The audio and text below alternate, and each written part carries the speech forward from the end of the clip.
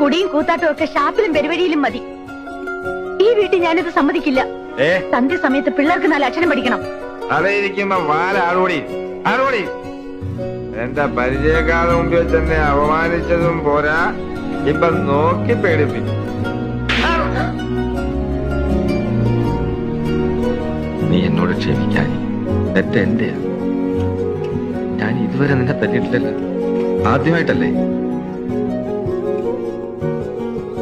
ഓരോ ദിവസം കഴിയും തോറും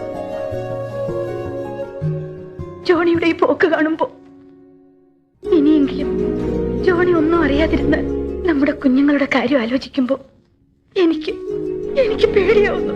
ആനയുടെ ബ്ലഡിൽ ഈ വൈറ്റ് കോർപ്പസൽസിന്റെ കൗണ്ട് വളരെ കൂടുതലാണ്. അതിന് മരുന്ന് കഴിച്ചാൽ മാറില്ലേ? അവളെ ഞാൻ മരിക്കാൻ വിടില്ല, ചികിത്സിപ്പിക്കും. എനിക്കുള്ളതൊക്കെ വിട്ടിട്ടാണ് അങ്ങനെ, അല്ലെ കടം വാങ്ങിക്കും, അതുമല്ല ഇരക്കും, അല്ലെ ഞാൻ മോട്ടിക്കും. എന്നാലും ഞാൻ മരണത്തിന് വിട്ടുകൊടുക്കേല, ഉറപ്പാ. ചാച്ചനും അമ്മയും ഇല്ലാതെ നിങ്ങൾക്കിവിടെ കഴിയാൻ പറ്റുമോ? ഓരോ മക്കൾക്കും ഓരോ വീട്. എങ്ങനെ ഉണ്ടായിരുന്നു ചാച്ചന്റെ ആ വരവിന്റെ ഒരു സ്റ്റൈല്? ഇല്ലല്ലോ ചാച്ചന്, ഇന്നലെ 4 കാലയിലായിരുന്നു. ഒരുപാട് സ്നേഹമുള്ള ചാച്ചനും അമ്മയും,